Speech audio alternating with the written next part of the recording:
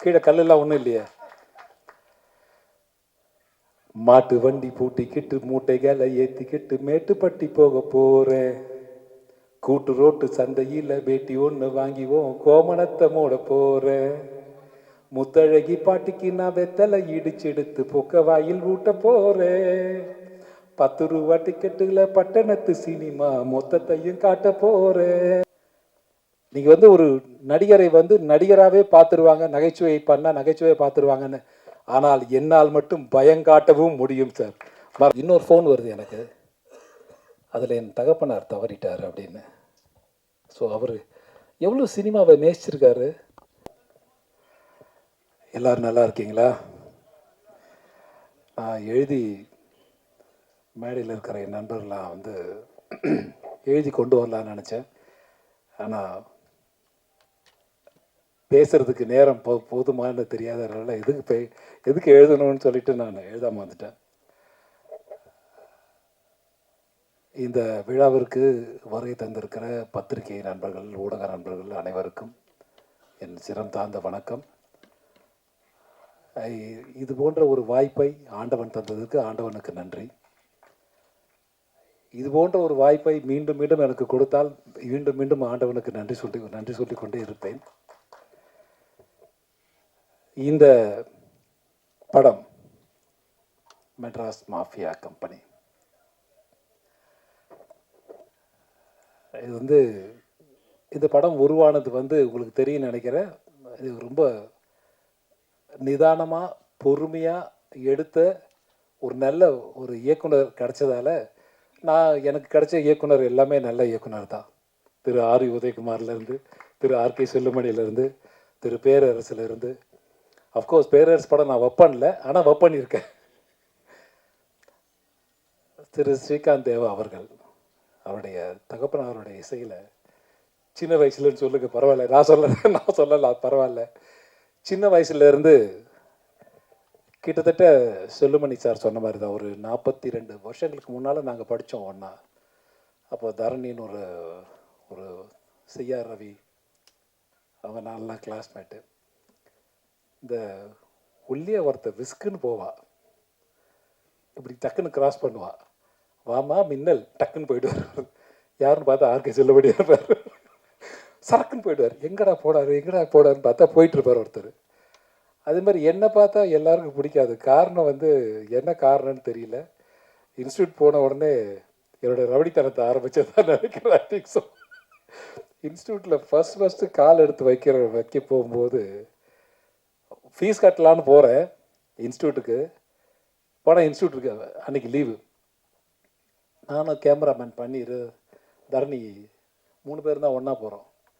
என்னடா இது லீவ் விட்டாங்களேன்னு சொல்லிட்டு அன்றைக்கி பார்த்தா அங்கே ஒரு இஷ்யூ போயிட்டு இருந்தது, ஸ்ரீலங்கன் ஒரு இஷ்யூ ஒன்று. ஸோ வந்து நேராக வந்து பாண்டிச்சேரி வந்து சாப்பிட்டுட்டு உட்காந்துட்ருக்கோம். ஸோ திரைப்பட அந்த நிகழ்வெல்லாம் பேசணுன்னா நீண்ட நெடிய நேரம் பிடிக்கும் என்கிற காரணத்தால் நான் குறைச்சிக்கிறேன். என் நண்பன் வந்து அஃப்கோர்ஸ் ஆர்கே அது செல்லுமணி அவர்களாகட்டும் அல்லது ஆர் உதயகுமார் ஆகட்டும். உதயகுமாருடைய முதல் படம் நான் வந்து பண்ணும்போது, இப்போ கமல் சார் ஆஃபீஸ் இருக்குது இல்லைங்களா இந்த தேனாம்பேட்டையில், அதுதான் வந்து எங்களுடைய மணி ஐயரோட ஆஃபீஸ். அங்கே நாங்கள்லாம் அடிக்கடி மீட் பண்ணுவோம், பேசுவோம். அஃப்கோர்ஸ் பி வாசாரையும் நாங்கள் தான் மீட் பண்ணேன். ஸோ அதே கம்பெனியில் நான் ஹீரோ பண்ணுறேன், பாலைவன பறவைகள். ஸோ அதை வந்து ஆர் உதயகுமார் பார்க்குறாரு. ஆர் உதயகுமார் வந்து அந்த படம் கிடைக்கும்போது அப்போ அவருக்கு திருமணம் ஆகலை. ஸோ இந்த படத்தை சக்ஸஸ் பண்ணிட்டு தான் நான் திருமணம் பண்ணுவேன்னு ஒரே அடம் பிடிச்சிட்டு இருந்தார். அவர் வந்து நாங்கள்லாம் சேர்ந்து ஒர்க் பண்ணி கொடுத்தோம் அந்த படம். ஸோ இது எனக்கு ஷூட்டிங் கூப்பிட்றாரு ஒரு நாள், ஷூட்டிங் பண்ணலான்னு போது நடிகர் கார்த்திக் டேட் கொடுத்துட்டாரு, நீ வந்தால் நல்லா இருக்குன்னு சொல்லும்போது எனக்கு 104 டிகிரி ஜுரம். நான் சொன்னேன், உதவி முடியலடா என்னால். என்னை அப்படியே கை காலை பிடிச்சி தூக்கிட்டு போகிறாங்க. தூக்கிட்டு போய் காரில் வச்சு என்னை எங்கே கொண்டு போகிறாங்கன்னா போரூர் வரைக்கும் கொண்டு போகிறாங்க. இந்த ராமச்சந்திரா மெடிக்கல் காலேஜ் இருக்குல்ல அங்கே, அது அன்கன்ஸ்ட்ரக்டட் பில்டிங். இப்போ சொன்னார்ல அவர், அதான் வந்து ஒரு சர்க்கிள் மாதிரி இருக்கும். இப்போ கூட அது இருக்குது, நான் பார்த்தேன். அதில் வந்து கேமரா சிவி தான் கேமரா வந்து ஒரு அப்படி அப்போ வந்து இங்கே ஃபிலிம் பை ஃபிலிம் ஸ்டூடெண்ட்னு போடுவாங்க. எங்கள் திரைப்பட கல்லூரிக்கு எங்களுக்கு ஒரு கான்ஃபிடென்ட் என்னன்னு கேட்டிங்கன்னா, அப்போ பக்கபலமாக எல்லோரும் இருந்தாங்கன்றது வேறு விஷயம். ஸோ ஒரு லென்த்தி ஷாட் வச்சோம்னா சூப்பராக இருக்கும். அந்த மாதிரி ஒரு லென்த்தி ஷாட் ஒன்று வைப்போம். இங்கேருந்து கேமரா அப்படியே க்ரைன் போனால் க்ரைன்லேருந்து டவுன் வரும், இங்கேருந்து மேலே போகும். ஒரு நாள் முழுக்க இந்த ஷாட்டை தான் எடுத்துகிட்டு இருந்தா. என்னை ஓட விட்டு நான் சொன்னேன், சொல்லு முடியலடா எனக்கு. அப்படி அப்படி ஒரு ஒரு படம் பண்ணோம். ஸோ டெடிக்கேஷன் என்பதை நான் அன்றைக்கு கற்றுக்கொண்டேன். அதே போல் ஆர்கே செல்லுமணி சொல்லலாம். அவருடைய முதல் படம் வந்து அவர் படம் கிடைக்கும்னு ஆசைப்பட்டேன். பட் நான் கொஞ்சம் பிஸியாக இருந்த நேரம். ஸோ இந்த படம் நான் பண்ணுறேன்னா பக்கத்துலேயே ஆஃபீஸு 13 ராஜாபாத்தா ஸ்ட்ரீட், 14 ராஜாபாத்தா ஸ்ட்ரீட். அப்போ வந்து புலவசாரணி படம் பண்ணும்போது இப்படி ஒரு கேரக்டர் இருக்கும். ஆட்டோ சங்கர் யாருன்னா, ஆட்டோ சங்கர் உங்களுக்கு தெரிஞ்சிருக்குன்னு நினைக்கிறேன். எங்கள் இன்ஸ்டியூட்லேருந்து தரமணிலேருந்து ஒரு பாலம் இருக்கும், நடந்து போகிற பாலம் ஒன்று இருக்கும். அந்த பாலம் வந்து தாண்டி இப்போ ரோடு ஆகிடுச்சு. இப்போ 2 ரோடு ஆகிடுச்சு. அதை தாண்டி போனால் அவர் இருக்கிற இடம். நாங்கள்லாம் பார்த்துருக்கோம் அப்போல்லாம். என்னடா இது அப்படின்னு சொல்லிட்டு அவர் கேரக்டரை எனக்கு கொடுக்குற நம்பர் ஒரு ஜாலியாக பண்ணோம் அந்த கேரக்டர்.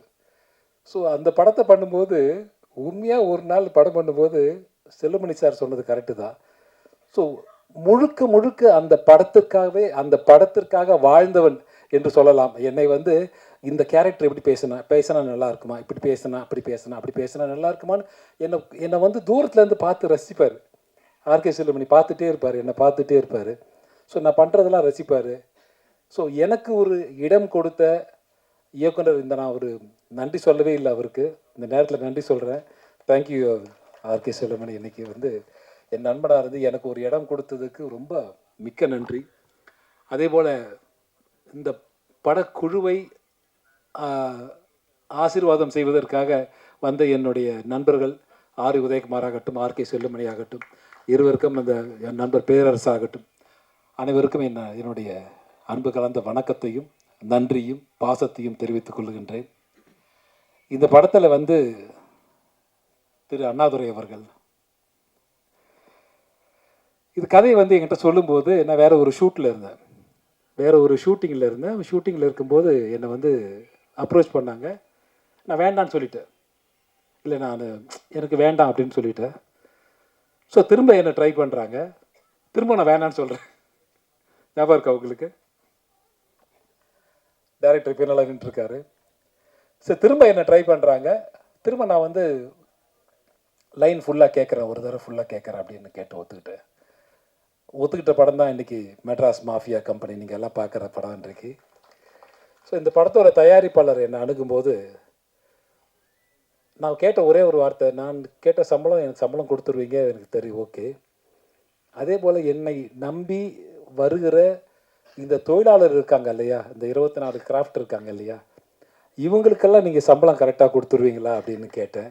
அந்த சம்பளத்தை ஒரு அப்பழுக்கு இல்லாமல் இன்றைய வரை கையிலே கொண்டு சேர்த்தவர் என்னுடைய அருமை நண்பர் அண்ணாதுரை அவர்கள். அண்ணாதுரை என்றால் சிஎன் அண்ணாதுரை கேள்விப்பட்டிருப்பீங்க நீங்கள் எல்லாம். காஞ்சிபுரத்தில் பிறந்தவர் அவர். வந்து எனக்கும் ஆர்கே செல்லுமணிக்கும் எனக்கு ஒரு சின்ன பந்தம் இருக்குது, அது வேற விஷயம். ஆனால் அந்த சிஎன் அண்ணாதுரை என்றைக்கு இறந்தாரோ அன்றைக்கு பிறந்தவர் தான் திரு அண்ணாதுரை அவர்கள். அதாவது வந்து இப்போ நான் ஒரு படம் பண்ணிகிட்ருக்கோம். இப்போ வாத்தியார்னு ஒரு படம். அதில் வந்து Karthi sir, Sathyaraj sir, Rajkiran sir, நான் எல்லாம் பண்ணுறோம். ஸோ அந்த கதையை கிட்டத்தட்ட அப்படி தான். எம்ஜிஆர் அவர்கள் தவறிய போது பிறக்கிறவர் தான் கார்த்தி சார்னு ஒரு கதை பண்ணோம். ஸோ இது அந்த மாதிரி பேரறிஞர் அண்ணா வந்து இறந்த நாள் என்று பிறந்தவர் தான் இந்த அண்ணாதுரை. அதனால தான் பேர் அண்ணாதுரைன்னு வச்சுருக்காங்க இவருக்கு. அதனால் இவருடைய மனைவி பேரில் வந்து இந்த படம் தயாரித்தார். இந்த பேசுகிற இந்த பெண்மணி இருக்கிறாங்க இல்லையா, அவங்க வந்து நான் பேசுகிற சம்பளத்தை எனக்கு உடனடியாக தந்தவர் இவர் என்று சொல்லுகிற அளவுக்கு இவர் வந்து ஒரு நல்ல தயாரிப்பாளராக இருக்கார். இது போல தான் நாங்கள் வந்து எதிர்பார்க்குறோம். இதுபோல் வந்து நடிகர்களும் இந்த போன்ற இயக்குநர்களும் இதுபோல் வந்து இன்னும் எதிர்பார்க்குறதா நாங்கள் வந்து சீக்கிரம் அதாவது உழைக்கிற உழைப்பாளி அதுக்கு தான் வேலை செய்கிறாங்க. இன்றைக்கி பணம் கிடைச்சா மகிழ்ச்சி அடையாதவங்க யாருமே கிடையாது. ஸோ அதனால் வந்து அவருக்கு என்னுடைய மனமார்ந்த நன்றியும் வாழ்த்துக்களும். இன்னும் நிறைய நீண்ட நெடிய பயணம் உங்களுக்காக காத்திருக்கு சார். இன்னும் எத்தனை பேர் உங்ககிட்ட காசு சொல்ல போகிறாங்கன்னு தெரியல. காசு சொல்லுவாங்க, இருந்தாலும் முடிவெடுக்க போகிறது நீங்கள் தான். இந்த படத்தில் என்னோட சேர்ந்து ஒர்க் பண்ண என்னுடைய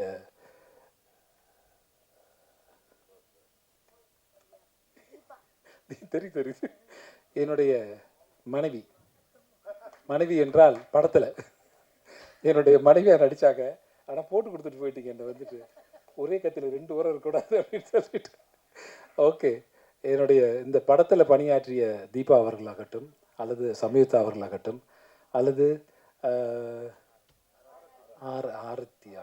ஆராதனா நீ சொன்ன கரெக்டாக இருக்கும். இவன் முகத்தை கொஞ்சம் ஞாபகம் வச்சிங்க எல்லோரும். அதனால் ஆராதனை ஆகட்டும், அல்லது இன்னும் இந்த படத்தில் பண்ண டெக்னீஷியன்ஸ் எல்லாருக்கும் ஒரு என்னுடைய மனசில் இடம் பிடிச்சிட்டாங்க. எல்லாருக்கும் ஒரு நீண்ட வாழ்த்துக்களும் நன்றியும். அதுபோக இசையமைப்பாளர் இவருடைய தகப்பனார் படத்தில் நான் பணியாற்றியிருக்கேன். நான் ஃபஸ்ட் டைம் ஹீரோ பண்ணும்போது, ஃபஸ்ட் டைம் இல்லை, அப்போ அப்பா தான் மியூசிக் டைரக்டர். இவர் லண்டனில் ஒரு ஷோ பண்ணோம். நாங்கள் லண்டனில் ஒரு ஷோ பண்ணும்போது தேவா சார் தான் மியூசிக்கு நான் முடிவு பண்ணிட்டேன். அப்போது ஒரு பிரதர்ஸ் சபேஷன் முரளி ஆகட்டும், அல்லது சம்பத்தனன் ஆகட்டும், எல்லோரும் வரீங்க அப்படின்னு. அப்போ தேவா என்ன சொன்னார், என் சன்னு ஸ்ரீகாந்த் தேவன் வந்தால் நல்லாயிருக்கும் அப்படின்னு. ஸோ இவரையும் கூட கூப்பிட்டு போயிட்டோம். அவங்க 5 பேர் வந்தால் இவர் கூட வந்துடுவார். ஸோ அதனால் அப்பா போட்ட ஞாபகம் சாங் எனக்கு இப்போவும் ஞாபகம் இருக்குது. ஒரு படத்தில் பாடட்டுமா? நான் கீழே கல்லெல்லாம் ஒன்றும் இல்லையே. மாட்டு வண்டி பூட்டிக்கிட்டு மூட்டைகளை ஏற்றிக்கிட்டு மேட்டுப்பட்டி போக போகிறேன். கூட்டு ரோட்டு சந்தையில் வேட்டி ஒன்று வாங்கிவோம், கோமணத்தை மூட போகிறேன். முத்தழகி பாட்டிக்கு நான் வெத்தலை இடிச்செடுத்து பொக்க வாயில் ஊட்ட போகிறேன். 10 ரூபா டிக்கெட்டுல பட்டணத்து சினிமா மொத்தத்தையும் காட்ட போகிறேன். ஆட நம்மூரு சந்தையிலே எப்போதும் கொண்டாட்டண்டா. மாட்டு வண்டி பூட்டிக்கிட்டு மூட்டைகளை ஏற்றிக்கிட்டு மேட்டுப்பட்டி போக போகிறேன். இப்படி ஒரு சாங் எனக்கு கொடுத்தாரு. இது ஒரு பெரிய ஹீரோ பாடியிருந்தால் மிகப்பெரிய ஹிட்டாக இருக்கும். ஒருவேளை என்னோட போராள் காலமாக என்னன்னு தெரியல, நான் பாடினதால் அந்த பாட்டு அந்த பாட்டுக்கு ஒரு மரியாதை போச்சான்னு தெரியல. ஸோ அந்த பாட்டு எழுதினவர் காளிதாசன் ஒரு ஒரு ரைட்டர் இருந்தார். அப்போது நான் சொல்கிறது 90s 1991 சொல்கிறேன். ஸோ மிகப்பெரிய விஷயம் யார் எதை செய்கிறார்கள் என்பது தான் முக்கியம். நான் இன்றைக்கி ஆர்கே செல்லுமணி சார் சொன்னார், நான் பார்க்குறது ஒரு மாதிரி இருப்பேன், சட்டையெல்லாம் ஒரு மாதிரி போட்டிருப்பேன், அதனால் என்ன யாருக்கும் பிடிக்காது அப்படின்னு சொல்லுவார். உண்மைதான் சார். நீங்கள் யதார்த்தமாக வாழ்ந்தீங்க. யதார்த்தமாக ஆர்கே செல்லுமணி ரொம்ப யதார்த்தமான ஒரு மனிதர். அதே மாதிரி ஆர் உதயகுமார் ரொம்ப யதார்த்தமான ஒரு மனிதர். நான் ஆர்கே செல்லுமணி ஒரு தடவை ஆஃபீஸுக்கு போயிருந்தேன். எப்படி இருக்கு அப்படின்னு கேட்கும்போது அவன் சூஸ் பண்ணிகிட்டு இருந்தான். இந்த இதெல்லாம் கூடார மாதிரி இருக்கும்ல, இந்த ஸ்போர்ட்ஸுக்கெலாம் பண்ணுவாங்கல்ல, அந்த மாதிரி ஜிப்பெல்லாம் வச்சுட்டு, ஜிப் திறந்தால் உள்ளே முடிச்சுக்கலாம், அந்த மாதிரி வச்சுட்டு அப்புறம் காலை உள்ளே விட்டு படுத்துக்கணும் அப்படின்ற மாதிரி இதெல்லாம் செலக்ட் பண்ணிகிட்டு இருந்தார். நான் சொன்னேன், செல்லுமணி வீட்டுக்கு எதாவது வாங்க போறியா அப்படின்னு. இல்லை, ஷூட்டிங்காக பண்ணுறேன். ஷூட்டிங் பண்ணுறியா? யாருக்காக பண்ணுறேன்? அடிமைச்சங்கிலின்னு ஒரு படம் எடுத்துகிட்ருக்காரு. அடிமைச்சங்கிலி படத்துக்காக இங்கே போகாத காடே கிடையாது. அதில் இந்த யூனிட் பாய்ஸ் இருக்காங்கல்ல, அவங்கெல்லாம் காலை உள்ளே விட்டு படுத்துக்கிறோமாமா. எங்களுக்கெல்லாம் கொஞ்சம் பெரிய டென்ட்டுனா அப்போ அந்த ஸ்போர்ட்ஸ் டென்ட்டு மாதிரி இருக்கும்ல, அது உள்ளே படுத்துக்கணுமாமா. இது செலக்ட் பண்ணிகிட்ருக்கான் சீரியஸாக. நான் செலவு பண்ணி பார்த்துட்டு, போடா நீயும் படமா அப்படின்னு சொல்லிட்டு ஒரே ஓட்டம் அந்த படத்தில் நான் ஆக்ட் பண்ணேன். அந்த படத்தில் அடிமைச்சங்கிலி பார்த்துருப்பேன். அது உண்மையாகவே எங்களை அடிமையாகவே ஆக்கிட்டார். ஆர்கே செல்லுமணி. அதாவது எம்என் நம்பியார் இவர் எல்லா படத்துலையும் இருப்பார். முதல் படத்துலேருந்து எல்லா படத்துலையும் எம்என் நம்பியார் இருப்பார். அவர் இவரை பார்த்து ஒரு கேள்வி கேட்டார், செல்லுமணி நான் உனக்கு என்ன துரோகம் பண்ணேன், அவனுக்கு என்ன துரோகம் பண்ண அப்படின்னு கேட்டார். ஓப்பனாகவே கேட்டார். ஸோ அந்த மாதிரி ஒரு தன்னுடைய படத்திற்காக என்ன வேணுமோ அதை எடுக்கக்கூடிய ஒரு இயக்குனரை தான் நான் கண்ணுக்கு தெரிஞ்சார். எனக்கு தெரிஞ்சு என்ன வேணுமோ அதை எடுத்தாகணும், அதை எடுத்துடணும், இன்றைக்குள்ளே எடுக்கணும், இன்றைக்கி நைட்டுக்குள்ளே எடுத்தாகணும். அப்போ தான் ப்ரொடியூசருக்கு லாபம் கிடைக்கும். இதனால் நாங்கள் கஷ்டப்படுறதை பற்றி எனக்கு ஒன்றும் இல்லை. இன்றைக்கி சொன்னாங்க, இன்றைக்கி நிறைய பேர் சொன்னாங்க, இன்னும் வயசு just is a number sir. இன்னும் வந்து ஆர் உதயகுமார் இருக்கார், அவரோட முதல் படம் என் கூட தான். ஆர்கே செல்வம் இருக்கார், அவரோட முதல் படம் என் கூட தான். அவர் அசிஸ்டன்ட் டைரக்டர் பண்ணுறேன்னு சொன்னார். அவருடைய சக்தி பராசக்தின்னு ஒரு படம். அந்த படம் வந்து ராமநாராயண் சாரோட நான் நடிக்கணும்னு ரொம்ப ஆசைப்பட்டேன். என்ன அந்த படத்தில் வந்து ஹீரோவும் நான் தான், வில்லன் நான் தான். அவங்களா நல்லாயிருக்கும் அந்த படம். சின்ன கரெக்ஷன் சார். நீங்கள் வந்து ஒரு நடிகரை வந்து நடிகராகவே பார்த்துருவாங்க, நகைச்சுவை பண்ணால் நகைச்சுவையை பார்த்துருவாங்கன்னு. ஆனால் என்னால் மட்டும் பயங்காட்டவும் முடியும் சார். என்னால் பயங்காட்டவும் முடியும், உங்களை வந்து பயமுறுத்தவும் என்னால் முடியும். அதுவும் அந்த கலையை வந்து எனக்கு கற்றுக் கொடுத்தது ஆர்கே செல்வமணி, இந்த பக்கம் ஆர் உதயகுமார் தான். ஏன்னா வந்து ஆர் உதயகுமார் படம்லாம் வந்து உறுதிமொழி நான் பண்ணும்போது எக்ஸ்ட்ரானரி கேரக்டர். இப்போவும் நான் அந்த கதையை சொன்னோம்னா இப்போ சொல்லுவாங்க எல்லாருமே, ஏன் இந்த படம் திரும்ப நம்ம எடுக்கக்கூடாது அப்படின்னு கேட்பாங்க. ஸோ நான் வந்து ஒரு பொண்ணை கெடுத்துட்டு ஒரு டாக்டரை பார்த்து கேட்பேன். டாக்டரை நடித்தார் யாருன்னா சிவகுமார் சார். அவரை பார்த்து கேட்பேன், நான் வந்து பொண்ணை கெடுக்கலன்னு லெட்டர் கொடுங்க. அவர் வந்து ரொம்ப சீரியஸாக வந்து, இல்லை நான் இதான் கெடுத்தேன், நான் கொடுத்துருவேன் அப்படின்னு. கட் பண்ணால் வீட்டில் போய் அவர் மனைவியை கெடுத்துருவேன். மனைவியை கெடுத்துட்டு மனைவியை நான் தான் கெடுத்தேன்னு லெட்டர் கொடுக்கணும்னு அப்படின்னு சொல்லிட்டு வந்துடுவேன். ஸோ இதான் கதை. ஸோ என்னை வந்து கொலை பண்ணுறதுக்காக ஒருத்தர் அலைவார். ஸோ என்னை கொலை பண்ணுறதுக்காக ஒரு கொலை வெறியில் ஒருத்தர் சிவகுமார் சார் இருப்பார். பிரபு சாரை போய் ரிலீஸ் பண்ணி கூப்பிட்டு வருவார் இவர் கொலை பண்ணணுன்னு. இவர் கத்தியை மேலே போட்டு பிடிக்கும்போது நான் ஓடிடுவேன். ஏன் குத்தலைன்னு சிவகுமார் சார் கேட்பார். இவனை கொலை பண்ணுறதுக்காக நான் தூக்கு மாடிக்கு போனேன் அப்படின்னு சிவகுமார் சார் பிரபு சார் சொல்லுவார் சிவகுமார்கிட்ட. அதாவது என்ன கொலை பண்ணதுக்காகத்தான் ஒருத்தன் ஜெயிலுக்கு போயிருக்கேன், அவனை கொண்டு வந்து இவனை கொலை பண்ணணுன்னு சொல்கிறார்.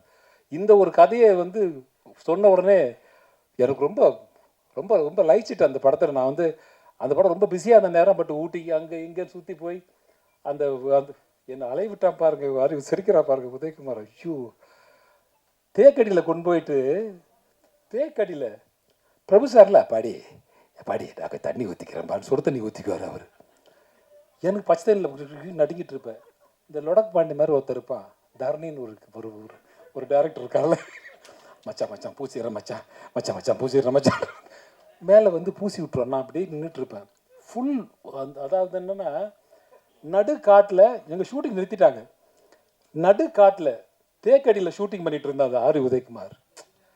எனக்கு என்னன்னா, அந்த உள்ள தள்ளி காட்டுக்குள்ளே எங்களை தள்ளி கதவு மூட்டு காட்டுக்கு ஒரு தோட்டக்கார மாதிரி போயிடுவார் அவர். அவர் கதவு மூட்டிட்டு இந்த கம்பி போடுவாங்கல்ல, அந்த கம்பி ராடெல்லாம் போட்டுட்டு போயிடுவார். போனாருன்னா அடுத்த நாள் காலை தான் அவர் எழுப்பி கூப்பிட்டு வரணும். ஒரு நாள் எங்களுக்கு 2 மணிக்கு ஷூட்டிங் முடிச்சு, நைட்டு 2 மணிக்கு 3 மணிக்கோ முடிஞ்சுது. எனக்கு பிரபு சார் சிவகுமார் சார்க்கலாம். நாங்கள் போய் இவரை எழுப்பி கூப்பிட்டு வந்து கேட்டை திறந்து வெளியில் போகிறோம். நான் சொன்னேன், உதய், இந்த மலை டேயில் பார்த்துட்டு, இந்த மலையெல்லாம் பார்த்து நீ ஷூட்டிங் பண்ணி இந்த இடத்துல பள்ளம் நோண்டுறோம், இந்த இடத்துல ஒரு குடிசை போடுறோம், செட்டு போடுறோம், சூப்பராக இருக்கும் அப்படின்னு எடுத்துட்டீங்க. இதை பல்லாவரத்துலேயே பண்ணியிருக்கலாமாடா, எதுக்குடா இவ்வளோ தூரம் வந்தேன் அப்படின்னு உதய் சிரிச்சிட்டு இருக்கா உட்காந்துட்டு. என்னன்னு கேட்டிங்கன்னா, மலைக்கெல்லாம் லைட் பண்ண முடியாது, நாங்கள் அந்த ரோடுக்கு மட்டும் லைட் போட்டிருக்கோம். இவ்வளோ பெரிய வண்டுங்க, அந்த காட்டில் லைட்டே பார்த்ததில்லை. வண்டு வந்து பிஸ்குன்னு அடிக்கும், பிஸ்குன்னு அடிக்கும். இங்கே வந்து அடித்தோடனே அப்படியே நின்றுட்டுருப்பேன். நான் வந்து ஃபுல் சகதி, என் ஃபேஸ் தெரியக்கூடாது, கதைப்படி என் ஃபேஸ் தெரியக்கூடாது. என் ஃபேஸ் தெரிஞ்சுன்னா ஹீரோக்கு என்ன யாருன்னு தெரிஞ்சிடும். அவர் தண்ணியில் முக்கி விட்டு எடுக்கும்போது அதை பேட்ச் ஒர்க் பண்ணிகிட்ருக்கா. எங்கள் திருவள்ளூரில் வந்து ஒரு இடத்துல பேட்ச் ஒர்க் பண்ண ஒரு ஃபிஷ்ஷிங் ஒரு நர்சரி மாதிரி, அதில் வந்து என்னை முக்கி எடுக்கணுமாமா. முக்கி எடுத்தால் என் மேலே பூரா புழு ஓடிட்டுருக்கு, மீன் புழுலாம் ஓடிட்டுருக்கு. செல்லுபடி நான் சொன்னேன், உதயகுமாரை விட்டுரு, பிரபு சார் முக்கிய எப்படி ஒரு முக்கி எடுத்துடுறேன்.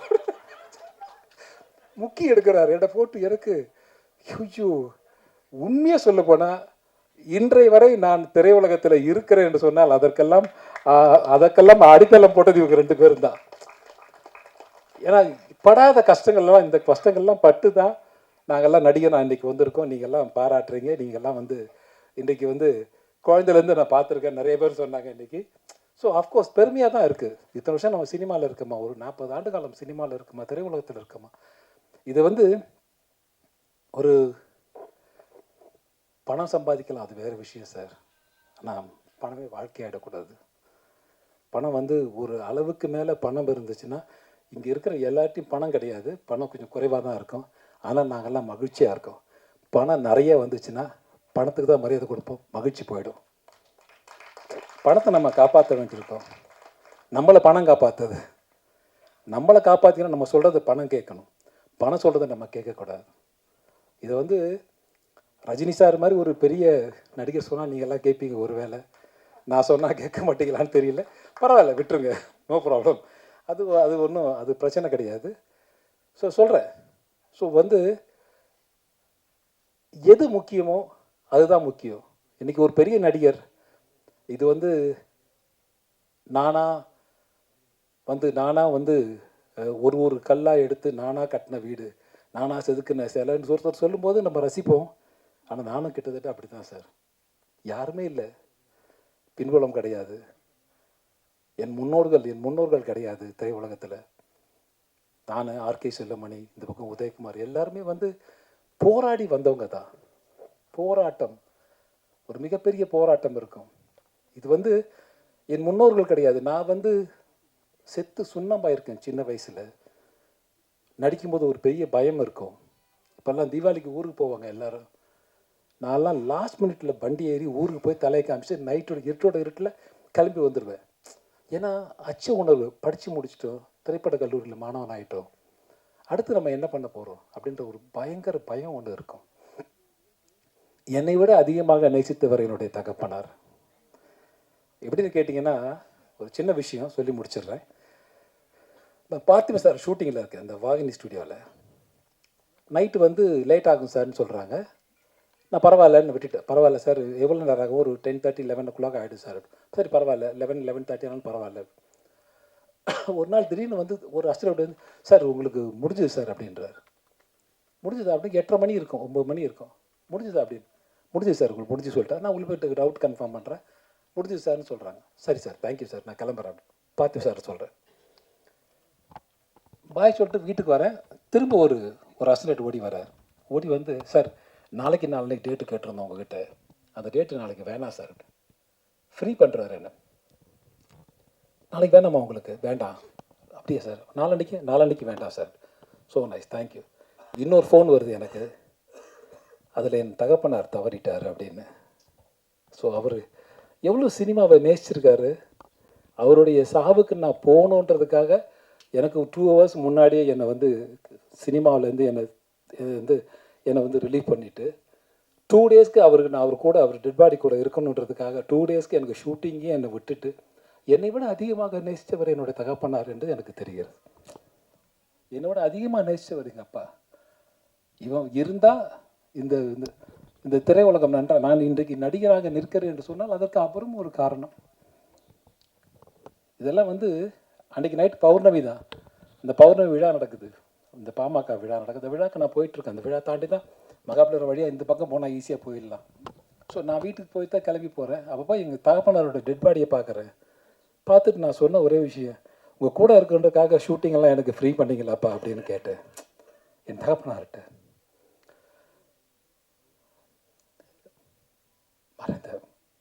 மறைந்த என்னுடைய தகப்பனார்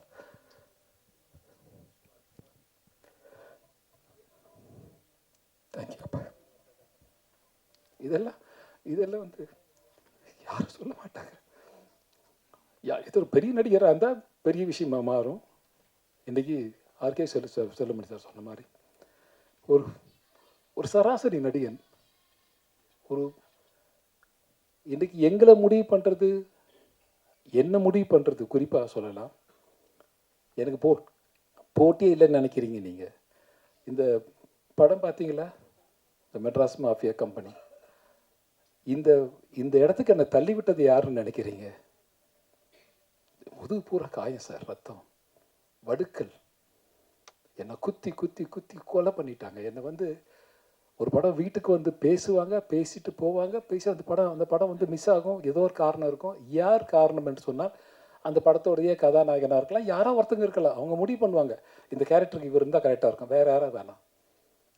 ஸோ இந்த இடத்துக்கு என்னை தள்ளி விட்டுறதற்கு வேறு வழி தெரியல சார். எனக்கெல்லாம் வேறு வழி தெரியல. உண்மையாகவே இந்த மெட்ராஸ்கா இந்த படத்தில் நான் லீட் ரோலை பண்ணியிருக்கேன். அஃப்கோர்ஸ் லீட் ரோல், கதாநாயகன் கிடையாது, கதையினுடைய நாயகன், அவ்வளோதான்.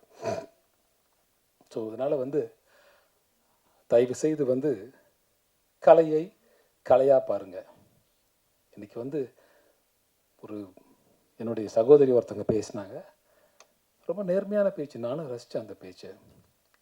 திரையுலகத்தில் இன்றைக்கு நாம் படுகிற கஷ்டம், இன்றைக்கி நமக்குன்னு ஒருத்தர் வேணும்னா அப்படின்னா ஒரு 100 பேர் இருக்கும், அதில் 10 பேர் தான் வேணும்னா அந்த 10 பேர் சூஸ் பண்ணுற இடத்துல ஒருத்தங்க இருக்காங்க. அதனால் தயவு செய்து ஆர்கே செல்லுமணி போல், உதயகுமார் போல், பேரரசு போல், பேரரசுலாம் இன்றைக்கி ஒரு மிகப்பெரிய இயக்குனர் தான், இல்லைன்னு சொல்லலை. ஆனால் நம்மளுடைய சாபக்கேடா என்ன காரணம்னு தெரியல, ஒதுக்கி வச்சுட்டு இந்த பக்கம் ஒருத்தரை செலக்ட் பண்ணுறோம் நம்ம. ஸோ அதுலேயும் மிங்கிள் பண்ணி போயிட்டே இருக்கும். இந்த ஓடுற குதிரை என்றைக்குமே ஓடுன்ற மாதிரி அதில் தாண்டி போயிட்டுருக்கோம் பார்த்துட்டு. ஸோ அதனால் இந்த படத்தில் மெட்ராஸ் மாஃபியா கம்பெனி நாங்கள் குறித்த நேரத்துக்கு முடித்தோன்னா அதுக்கு முதல் காரணம் என்னுடைய இயக்குனர் தான். எனக்கு டைமே கொடுக்க மாட்டார். எனக்கு டைம் கொடுக்காம அவர் ப்ராமோட்டிங் பண்ணுறத நான் பேசுவேன். இது ஒரு சீனாக இருக்கும், நானும் முனிஷ்காந்தெல்லாம் பண்ணியிருப்போம், இந்த சீனாக இருக்கும். நான் சொன்னேன், நீங்கள் பேசுங்க, நீங்கள் பேச நான் எடுத்து பேசுகிறேன். ஏன்னா தெலுங்கு படம் பண்ணி எனக்கு பழக்கம், அதனால் நீங்கள் பேசுங்க அப்படின்னு சொல்லிவிட்டு அவர் ப்ராமோட் பண்ணுவார். மழை வேறு பெஞ்சிட்ருக்கு, மழை பெய்யும் போது மழையில் அந்த சீன் எடுத்துகிட்ருக்கோம், முடிச்சாகணும், முடிச்சுட்டு போகணும், உடனே போகணும். ஒரு 1 ஹவரில் ஷிஃப்டிங், ஒரு நாளைக்கு 5 சீன் 6 சீன் எடுப்பார் டேரக்டர். இவருக்காக நானும் ஒத்துழைச்சேன் இவருக்காக. என்ன பரவாயில்ல சார், பரவாயில்ல, நீங்களே பண்ணுங்கள். இந்த ஆனந்தராய் தான் இந்த படத்தில் பார்ப்பீங்க நீங்கள். இதில் ஒரு டிஃப்ரெண்ட்டான கதை, இந்த கதைக்களம் ரொம்ப புதுசாக இருக்கும். இது நல்ல படம் என்று உங்களுக்கு தோன்றினால், உங்கள் மனசாட்சிக்கு தோன்றினால் நீங்கள் நல்ல படம்னு எழுதுங்க. கண்டிப்பாக என் பத்திரிகை நண்பர்கள், இந்த ஊடக சமுதாயம் 4 தூணில் ஒரு தூண் மாதிரி நீங்கள் கொண்டு போய் சேர்க்கறது தான் இன்றைக்கி நல்ல படமா கெட்ட படமா. நல்ல படம் என்று நாங்கள் எடுத்திருக்கிறோம். நல்ல படத்தை நீங்களும் வரவேற்கின்ற நம்பிக்கை எனக்கு இருக்கிறது.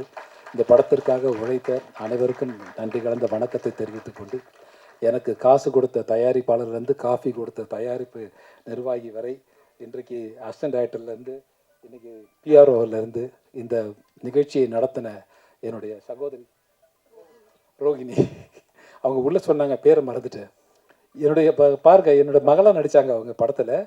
ஆனால் அவங்க பேரே நான் இன்னும் ஞாபகம் வச்சுக்கல, பேர் கேட்டு ஞாபகம் வச்சுக்கல. ஆராதரான்னு பேர் சொன்னாங்க அவங்க என்கிட்ட, இப்போ தான் பேரே கேட்டு தெரிஞ்சுக்கிறேன். அதான் என்ன பண்ணுறது சொல்லி பார்க்கலாம் நம்மளே. தேங்க்யூ, ரொம்ப நன்றி, தேங்க்யூ வெரி மச். இது உங்களுடைய நாங்கள் எதிர்பார்க்குறதெல்லாம் உங்கள்கிட்ட உங்களுடைய கைத்தட்டலும் வரவேற்பும் தான். இதை நான் பேசின ஒரு கலைஞனுக்கு உங்களை போன்ற ஒரு நல்ல வார்த்தை, நல்ல மகிழ்ச்சியான ஒரு வார்த்தை. நாங்கள் பழகிட்டோம், நல்ல படமா கெட்ட படமா, நல்லா ஓடிச்சுன்னா நல்லா ஓடிச்சு, ஓகே, வேறு வேலையை பார்க்கலாம், நல்லா ஓடலனாலும் அடுத்த வேலையை பார்க்கலாம், அப்படி நினச்சிட்டு போகிற மாதிரி நாங்கள் நினச்சிட்டு போயிட்டே இருப்போம். அந்த மாதிரி நல்ல படம், இதை வாழ்த்தணும், வரவேற்கணும் என்று உங்களோடு கேட்டுக்கொண்டு இந்த படத்திற்காக உழைத்த அனைவருக்கும் நன்றி கலந்த வணக்கத்தை தெரிவித்துக்கொண்டு விடைபெறுகிறேன். நன்றி, வணக்கம்.